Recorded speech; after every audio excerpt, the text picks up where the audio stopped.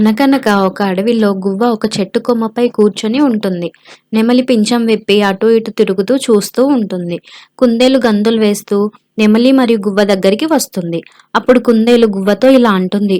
అయ్యో గువ్వ, ప్రతిరోజు తిండి కోసం ఎంత దూరం తిరుగుతున్నానో, కాళ్ళు బరువెక్కిపోయాయి అని చెబుతుంది.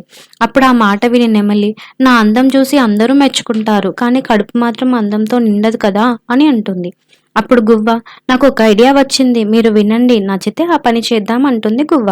అప్పుడు కుందేలు, అవునా, అయితే ఆ ఐడియా ఏంటో చెప్పు. అప్పుడు గువ్వ, మనం ఆహారం ప్రతిరోజు వెతుక్కోవడమే కష్టం. మనం ఒకసారి కష్టపడి ఏదైనా నిర్మించుకుంటే తర్వాత కూర్చొని తినొచ్చు కదా అని చెప్తుంది. అప్పుడు కుందేలు, ఐడియా బాగుంది, కానీ ఒకేసారి ఎలా నిర్మించుకుంటాం అని అడుగుతుంది. అప్పుడు గువ్వ దానికి, నా దగ్గర మంచి ఉపాయం ఉంది. అడవి చివర్లో ఖాళీ భూమి ఉంది. మనం అక్కడ మామిడి ఇంకా పండ్ల తోటలు వేస్తే ఆ చెట్లు పెరిగాక ప్రతి సీజన్లో పండ్లు వస్తాయి. మనకు ఆ పండ్లని అమ్ముకుంటే ఆదాయం కూడా వస్తుంది అని చెబుతుంది. అప్పుడు వెంటనే కుందేలు, అవును, అంటే ఒకేసారి కష్టపడితే భూమి సిద్ధం చేసి చెట్లు నాటితే తర్వాత ప్రతిసారి ఫలితం వస్తుంది.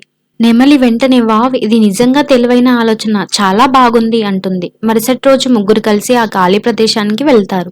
ముగ్గురు కలిసి చెట్లు నాటడం, నీళ్లు పోయడం, ముళ్ళు తీయడం లాంటి పనులు చేస్తారు. అలా ఆడుతూ పాడుతూ చేసుకుంటూ ఉంటారు. అప్పుడు కుందేలు గువ్వని, గువ్వ, నువ్వు చెట్ల మీద పాడితే పనులు ఇంకా త్వరగా వస్తాయేమో అని నవ్వుతూ అంటుంది. అప్పుడు గువ్వ నవ్వుతూ, అది ప్యాసివ్ ఇన్కమ్ కాదు, మ్యూజిక్ ఇన్కమ్ అవుతుంది అంటూ పనులు చేస్తూ ఉంటారు. అలా కొన్ని నెలల తర్వాత చెట్లు పసుపు పచ్చని మామిడితో నిండిపోయాయి. ముగ్గురు పండ్లు సేకరిస్తూ కొన్ని తింటూ కొన్ని అమ్ముతూ ఉంటారు. అప్పుడు నెమలి, ఇప్పుడు ప్రతిరోజు తినడానికి ఇంకా అమ్మడానికి పండ్లు రెడీగా ఉన్నాయి.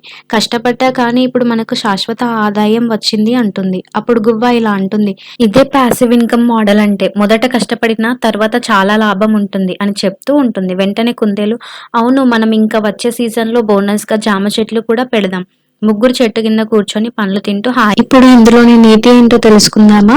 ఒకసారి కష్టపడి నిర్మించుకున్న ఆస్తి. Thank you for watching this video. Please like, share and subscribe my channel. Thank you.